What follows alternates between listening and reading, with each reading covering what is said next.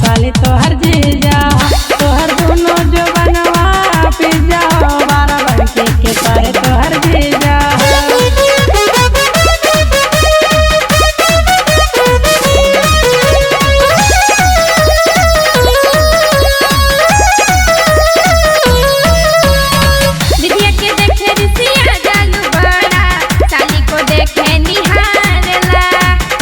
खेसारी से बच के तू रही हा जम के मोड़ बनावेला। दीदिया के देखे रिसिया जालू गोरा साली को देखे निहारेला। प्रदीप प्रेमी से बच के तू रही हा जम के मोड़ बनावेला। ए बहिया छोड़वा के